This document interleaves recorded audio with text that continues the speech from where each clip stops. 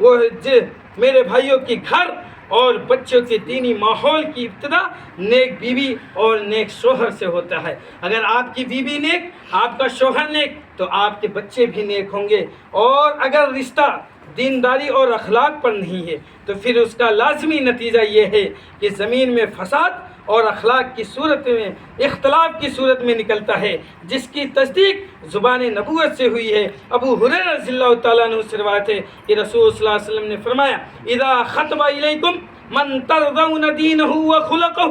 فزوجوہ الا تفعلوا تکن فتنة فی الارض وفساد عریض۔ کہ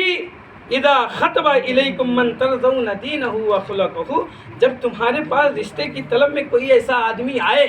اگر کوئی رشتہ لے کر کے آپ کے پاس آتا ہے آدمی، تو آپ اس کے دین اور اخلاق پر راضی ہو۔ من ترضون دینہ وخلقہ، آپ اس کے دین اور اخلاق پر راضی ہیں، فزوجوہ، تو آپ اپنے بچی یا بچے کا شادی کر دیجئے۔ آپ انتظار نہ کیجئے، فوراً آپ شادی کر دیجئے، کوئی انتظار نہیں، کوئی انتظار کی مہلت نہیں۔ آپ 2 مہینے 3 مہینے کے اندر آپ شادی کر دیجئے میرے بھائیو۔ من ترضون دینہ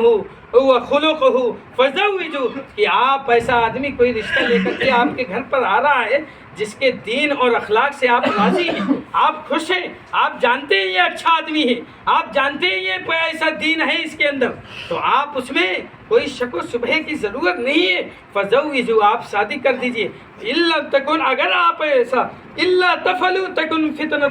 فی الارض وفساد عریض، اگر آپ ایسا نہیں کرتے ہیں، اگر آپ دین اور اخلاق والے انسان سے نہیں کرتے ہیں، تو تم یہ سمجھ لو ایسا نہیں کرو تو زمین میں ایک بہت بڑا فتنہ پیدا ہوگا اور فساد برپا ہو جائے گی، پورے زمین وسیع و عریض، بہت زیادہ فساد برپا ہو جائے گا میرے بھائی۔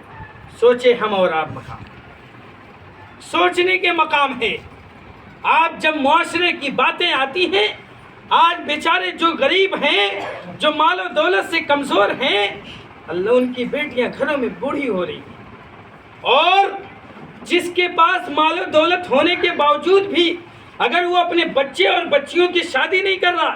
اور اس کی وجہ سے گناہ ہو رہا ہے اس بچے سے یا اس بچی سے، تو اس کے ذمہ دار اس کے ماں باپ ہوں گے۔ یہ بات کان کھول کر سن لو، کوئی بھی ہو میرے بھائیوں، جب تک اگر آپ کے پاس استطاعت ہے کہ آپ اپنے بچی کی شادی کر رہے ہیں، بلوغت تک آپ کی بچی یا بچہ پہنچ گیا ہے، پھر بھی آپ اس کو گھسیٹ رہے ہیں، آپ اس کی شادیاں نہیں کر رہے ہیں، آپ اس کو گھروں میں بٹھائے ہوئے ہیں، بوڑھی بنا رہے ہیں، تو خاموش کان کھول کر سن لو، اگر اس سے جو بھی گناہ سرزد ہوں گے، وہ جو بھی گناہ کر سکتی ہے میرے بھائیوں، اس کا ذمہ دار اس کے ماں باپ ہوں گے۔